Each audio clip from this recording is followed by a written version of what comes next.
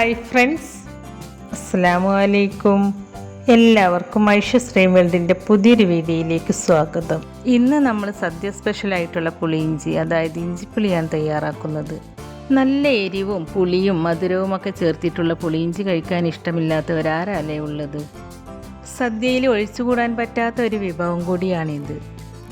അപ്പോൾ ഇതുപോലത്തെ നല്ല കറുത്ത പുളിയിഞ്ചി കിട്ടാനുള്ള ടിപ്പ് ഞാൻ ഈ വീഡിയോയുടെ ലാസ്റ്റ് പറയുന്നുണ്ട്. അപ്പോൾ നിങ്ങൾ ഈ വീഡിയോ സ്കിപ്പ് ചെയ്യാതെ മുഴുവനായിട്ടും കണ്ടു നോക്കൂ കേട്ടോ.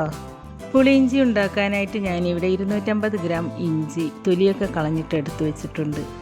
പിന്നെ ഇതിലേക്ക് കുറച്ച് കാന്താരിമുളകാണ് എടുത്തിട്ടുള്ളത്. പിന്നെ ഇതിലേക്ക് കുറച്ച് വറ്റൽമുളകും കുറച്ച് കറിവേപ്പിലയും വേണം. പിന്നെ ഇതിലേക്ക് മധുരത്തിനാവശ്യമായ ശർക്കരയും എടുത്ത് വെച്ചിട്ടുണ്ട്. ബാക്കിയുള്ള ഇൻഗ്രീഡിയൻസൊക്കെ ഞാൻ ഇതിലേക്ക് ചേർത്ത് കൊടുക്കുമ്പോൾ പറയാം കേട്ടോ. ഈ ഇഞ്ചി നമുക്ക് ആദ്യം പൊടിയായിട്ടൊന്ന് അരിഞ്ഞെടുക്കണം. അപ്പോൾ ഞാനിവിടെ ഇതുപോലത്തെ ഒരു ചോപ്പറിൽ വെച്ചാണ് കേട്ടോ ഇഞ്ചി പൊടിയായിട്ട് ചോപ്പ് ചെയ്തെടുക്കുന്നത്. ഇനി നിങ്ങളുടെ അടുത്ത് ചോപ്പർ ഇല്ലെങ്കിൽ ഇഞ്ചി പൊടിയായിട്ട് അരിഞ്ഞെടുത്താലും മതി. അരിഞ്ഞെടുക്കുമ്പോൾ എല്ലാ കഷ്ണങ്ങളും ഒരേ വലിപ്പത്തിലാവാനായിട്ട് പ്രത്യേകം ശ്രദ്ധിക്കുക കേട്ടോ. കാരണം നമുക്കിത് എണ്ണയിലിട്ട് ഫ്രൈ ചെയ്തെടുക്കാനുള്ളതാണ്. അപ്പോൾ ഇത് ഒരേ വലിപ്പത്തിൽ കട്ട് ചെയ്തെടുത്താലേ നമുക്കിത് ഒരേപോലെ ഫ്രൈ ആയി കിട്ടുള്ളൂ. അപ്പോൾ നിങ്ങളിത് കട്ട് ചെയ്തെടുക്കുമ്പോൾ പ്രത്യേകം ശ്രദ്ധിക്കുക കേട്ടോ. ഇത് കണ്ടോ, ഞാൻ ഈ ഒരു രീതിയിലാണ് കേട്ടോ ഇഞ്ചി ചോപ്പ് ചെയ്തെടുത്തിട്ടുള്ളത്. ഇനി ബാക്കിയുള്ളതും ഞാൻ ഇതുപോലെ തന്നെ ചോപ്പ് ചെയ്തെടുക്കുകയാണ്. അപ്പോൾ ഞാനിവിടെ ഈ ഇഞ്ചി മുഴുവനായിട്ടും ഈ ഒരു രീതിയിൽ ചോപ്പ് ചെയ്തെടുത്തിട്ടുണ്ട്. ഇനി നമ്മൾ എടുത്തു വെച്ച കാന്താരിമുളകിൻ്റെ നടുഭാഗം ഇതുപോലെ ഒന്ന് കട്ട് ചെയ്തെടുക്കുന്നുണ്ട്. പുളിയിഞ്ചിയിൽ പച്ചമുളക് ചേർത്ത് കൊടുക്കുന്നതിനേക്കാളും കുറച്ചുകൂടി നല്ല ടേസ്റ്റ് കിട്ടുക കാന്താരിമുളക് ചേർത്ത് കൊടുക്കുമ്പോഴാണ്. അപ്പോൾ നിങ്ങളുടെ അടുത്ത് കാന്താരിമുളക് ഉണ്ടെങ്കിൽ അത് ചേർത്ത് കൊടുക്കുക, അല്ലെങ്കിൽ പച്ചമുളക് ചെറുതായി കട്ട് ചെയ്തത് ചേർത്ത് കൊടുത്താലും മതി. ഇപ്പം ഞാൻ കാന്താരിമുളകും ഇവിടെ കട്ട് ചെയ്തെടുത്തിട്ടുണ്ട്. ഇനി ഇതിലേക്ക് വേണ്ടത് പുളിയാണ്. 75 ഗ്രാം പുളി, അതായത് 2 വലിയ ലെമൺ സൈസിലുള്ള പുളിയാണ് ഞാൻ എടുത്തിട്ടുള്ളത്. ഈ പുളി അരമണിക്കൂറെങ്കിലും സോക്കാവാനായിട്ട് വെള്ളത്തിലിട്ട് വെക്കണം. ഞാൻ ഈ പുളി പെട്ടെന്ന് കുതിർന്ന് കിട്ടാൻ വേണ്ടിയിട്ട് ഞാൻ ഇതിലേക്ക് ചൂടുവെള്ളമാണ് ഒഴിച്ചു കൊടുക്കുന്നത്. 1.5 കപ്പ് ചൂടുവെള്ളമാണ് കേട്ടോ ഞാൻ ഇതിലേക്ക് ഒഴിച്ചു കൊടുത്തിട്ടുള്ളത്. ഈ പുളി ഇഞ്ചിയും പച്ചമുളകൊക്കെ അരിഞ്ഞെടുക്കുന്നതിൻ്റെ മുമ്പ് തന്നെ വെള്ളത്തിലിട്ട് വെച്ചാൽ മതി കേട്ടോ. അപ്പോൾ നമുക്ക് ഇഞ്ചിയും പച്ചമുളകൊക്കെ അരിഞ്ഞ് കഴിയുമ്പോഴേക്കും ഇത് കുതിർന്ന് കിട്ടും. അരമണിക്കൂറിന് ശേഷം ഞാൻ ഈ പുളി കൈകൊണ്ട് നന്നായിട്ട് ഞെരടി പിഴിഞ്ഞെടുക്കുകയാണ്. പുളി നന്നായിട്ട് കൈകൊണ്ട് ഞെരടി എടുത്തതിന് ശേഷം ഞാനൊരു സ്റ്റൈനറിൽ വെച്ചിട്ട് ഇതൊന്ന് അരിച്ചെടുക്കുന്നുണ്ട്. പുളിവെള്ളം നല്ല തിക്കായതുകൊണ്ട് നമുക്കിത് സാവധാനം മാത്രമേ അരിച്ചെടുക്കാൻ പറ്റുള്ളൂ കേട്ടോ. ഈ പുളി ആദ്യമൊന്ന് പിഴിഞ്ഞെടുത്തതിന് ശേഷം വീണ്ടും ഞാൻ ഈ പുളിയിലേക്ക് 1.5 കപ്പ് കൂടി വെള്ളം ചേർത്ത് കൊടുത്ത് ഒന്നുകൂടി പിഴിഞ്ഞെടുത്തിട്ടുണ്ട്. അപ്പോൾ ഞാനിത് 2 തവണയാണ് കേട്ടോ വെള്ളം ചേർത്ത് പിഴിഞ്ഞെടുത്തിട്ടുള്ളത്. അപ്പോൾ ഞാൻ ഇതിലേക്ക് മൊത്തത്തിൽ 250 ml കപ്പിൽ 3 കപ്പ് വെള്ളമാണ് കേട്ടോ ചേർത്ത് കൊടുത്തിട്ടുള്ളത്.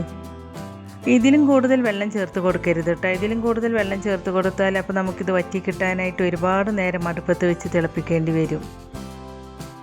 ഇനി നമുക്ക് ആദ്യം ചോപ്പ് ചെയ്ത് വെച്ച ഇഞ്ചി ഫ്രൈ ചെയ്തെടുക്കണം. അതിനായിട്ട് ഞാനൊരു പാൻ അടുപ്പത്ത് വെച്ചിട്ടുണ്ട്. പാൻ ചൂടായിട്ട് വരുമ്പോൾ അതിലേക്ക് ഇഞ്ചി ഫ്രൈ ചെയ്തെടുക്കാൻ ആവശ്യമായ വെളിച്ചെണ്ണ ഒഴിച്ചു കൊടുക്കുക. വെളിച്ചെണ്ണ തന്നെ ഒഴിച്ചു കൊടുക്കണം കേട്ടോ, കാരണം നാടൻ വിഭവങ്ങളൊക്കെ വെളിച്ചെണ്ണയിൽ ഉണ്ടാക്കിയെടുക്കുമ്പോഴാണ് കൂടുതൽ ടേസ്റ്റ് ഉണ്ടാവുക. ഇപ്പോൾ എണ്ണ നന്നായിട്ട് ചൂടായി വന്നിട്ടുണ്ട്. ഇനി നമുക്ക് ചോപ്പ് ചെയ്ത് വെച്ച ഇഞ്ചി ഈ എണ്ണയിലേക്ക് ഇട്ട് കൊടുക്കാം. ഇഞ്ചി ചെറുതായിട്ടൊന്ന് നിറം മാറുന്നത് വരെ മീഡിയം ഫ്ലെയിമിൽ വെച്ചിട്ട് വേണം കേട്ടോ ഇത് ഫ്രൈ ചെയ്തെടുക്കാൻ. ഇഞ്ചി എണ്ണയിലേക്ക് ഇട്ട് കൊടുത്താൽ ഇതുപോലെ ഇളക്കിക്കൊണ്ടേയിരിക്കണം. എന്നാലേ ഇത് കരിഞ്ഞു പോവാതെ നമുക്ക് ഒരേപോലെ ഫ്രൈ ആയി കിട്ടുള്ളൂ. ഇഞ്ചി ഒരു ബ്രൗൺ നിറമാകുന്നത് വരെ, അതായത് നന്നായിട്ട് മൊരിഞ്ഞ് വരുന്നത് വരെ ഇതുപോലെ ഇളക്കി കൊടുക്കുക. ഇനി ഞാൻ ഇതിലേക്ക് കുറച്ച് കറിവേപ്പില ചേർത്ത് കൊടുക്കുന്നുണ്ട്. ഇപ്പോൾ ഇഞ്ചിയുടെ നിറമൊന്ന് മാറാൻ തുടങ്ങിയിട്ടുണ്ട്. ഇതുപോലെ ഇഞ്ചിയുടെ നിറം മാറാൻ തുടങ്ങുമ്പോൾ ലോ ഫ്ലെയിമിലേക്ക് മാറ്റുക, അല്ലെങ്കിൽ ഇഞ്ചി കരിഞ്ഞു പോകും. ഇഞ്ചി കരിഞ്ഞു പോകുകയും ചെയ്യരുത്, എന്നാൽ ഇഞ്ചി മൊരിഞ്ഞ് നല്ല ബ്രൗൺ കളറായിട്ട് കിട്ടുകയും വേണം. ഇഞ്ചി മൊരിഞ്ഞതിൻ്റെ നല്ലൊരു സ്മെല്ല് വരും, അതുവരെ ഇതുപോലെ ഇളക്കി കൊടുക്കുക. ഇപ്പോൾ കണ്ട ഇഞ്ചി നന്നായിട്ട് മൊരിഞ്ഞ് കിട്ടിയിട്ടുണ്ട്. ഇഞ്ചി മൊരിഞ്ഞതിൻ്റെ നല്ലൊരു സ്മെല്ലൊക്കെ വരുന്നുണ്ട്. അപ്പോൾ ഇത്രയും മതി. ഇനി നമുക്കിത് എണ്ണയിൽ നിന്നും കോരിയെടുക്കാം.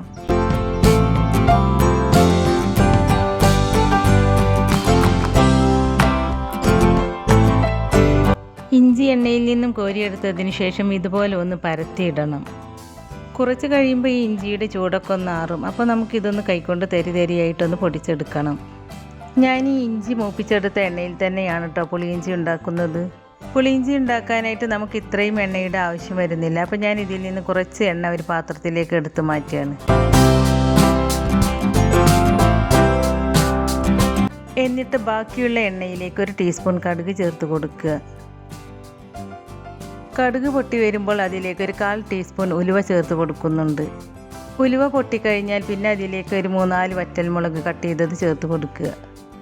എന്നിട്ട് ഈ മുളക് ചെറുതായിട്ടൊന്ന് മൂത്ത് വരുന്നത് വരെ ഇതുപോലെ ഒന്ന് ഇളക്കി കൊടുക്കുക. അതിനുശേഷം കുറച്ച് കറിവേപ്പില ചേർത്ത് കൊടുക്കുക. അതിൻ്റെ കൂടെ തന്നെ നമ്മൾ കട്ട് ചെയ്ത് വെച്ച കാന്താരി മുളകും ചേർത്ത് കൊടുക്കുകയാണ്. മുളക് ചേർത്ത് കൊടുത്തതിന് ശേഷം ഇതുപോലെ കുറച്ച് നേരം ഇളക്കി കൊടുക്കണം. മുളക് ചെറുതായിട്ടൊന്ന് മൊരിയാൻ തുടങ്ങണം. അതുവരെ ഇതുപോലെ ഇളക്കി കൊടുക്കണം കേട്ടോ.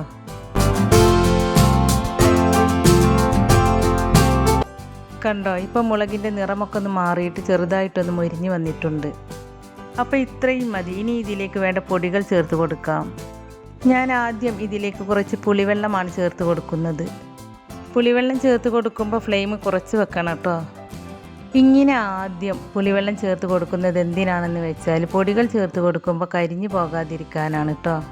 പുളിവെള്ളം ചേർത്ത് കൊടുത്തതിന് ശേഷം ഇതുപോലെ ഒന്ന് ഇളക്കി കൊടുക്കുക. അതിനുശേഷം ഇതിലേക്ക് വേണ്ട പൊടികൾ ചേർത്ത് കൊടുക്കാം. ഞാനിതിലേക്ക് 1/2 ടീസ്പൂണിൻ്റെ അടുത്ത് മഞ്ഞൾപ്പൊടി, 1/2 ടീസ്പൂൺ മുളക് പൊടി, 1/4 ടീസ്പൂൺ ഉലുവ വറുത്ത് പൊടിച്ചത്, 1/4 ടീസ്പൂൺ കായപ്പൊടി, നമ്മൾ സാമ്പാറിലൊക്കെ ചേർത്ത് കൊടുക്കുന്ന കായപ്പൊടി ഇല്ലേ, ആ കായപ്പൊടിയാണ് കേട്ടോ ചേർത്ത് കൊടുക്കുന്നത്. കായത്തിൻ്റെ ഫ്ലേവർ നിങ്ങൾക്ക് എത്രയാണോ ഇഷ്ടമുള്ളത് വെച്ചാൽ അതിനനുസരിച്ച് ചേർത്ത് കൊടുക്കുക കേട്ടോ. ഇനി ഇഷ്ടമില്ലെങ്കിൽ അത് ചേർത്ത് കൊടുത്തില്ലെങ്കിലും കുഴപ്പമൊന്നുമില്ല. പൊടികൾ ചേർത്ത് കൊടുത്തതിന് ശേഷം ആ പൊടികളുടെ ആ റോ ടേസ്റ്റൊക്കെ ഒന്ന് മാറുന്നത് വരെ കുറച്ച് നേരം ഇതുപോലെ ഇളക്കി കൊടുക്കുക. ഇതുപോലെ 1 മിനിറ്റൊക്കെ ഇളക്കി കൊടുക്കുമ്പോഴേക്കും ആ പൊടികളുടെ ഒക്കെ ആ റോ ടേസ്റ്റൊക്കെ ഒന്ന് മാറിക്കിട്ടും. ഇപ്പോൾ ഈ പൊടികളുടെ റോ ടേസ്റ്റൊക്കെ ഒന്ന് പോയിട്ടുണ്ട്. ഇനി ഇതിലേക്ക് നമ്മൾ പിഴിഞ്ഞിട്ട് അരിച്ചെടുത്ത പുളിവെള്ളം ചേർത്ത് കൊടുക്കുക. ഇതൊന്ന് മിക്സ് ചെയ്തെടുക്കുക. ഇനി ഇത് നന്നായിട്ടൊന്ന് തിളച്ച് വരട്ടെ.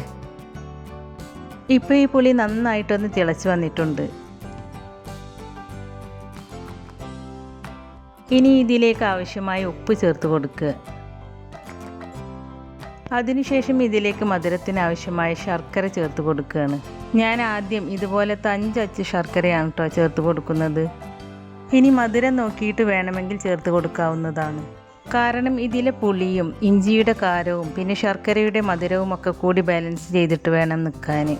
അപ്പോൾ അതിനനുസരിച്ചൊക്കെ വേണം കേട്ടോ ശർക്കര ചേർത്ത് കൊടുക്കാൻ. ഇനി ഇത് മീഡിയം ടു ലോ ഫ്ലെയിമിൽ വെക്കുക. എന്നിട്ട് ഈ പുളിവെള്ളമൊക്കെ വറ്റി ചെറുതായിട്ടൊന്ന് കുറുകി വരണം. അതുവരെ ഇത് മീഡിയം ടു ലോ ഫ്ലെയിമിൽ ഇട്ടിട്ട് തിളപ്പിച്ചെടുക്കുക.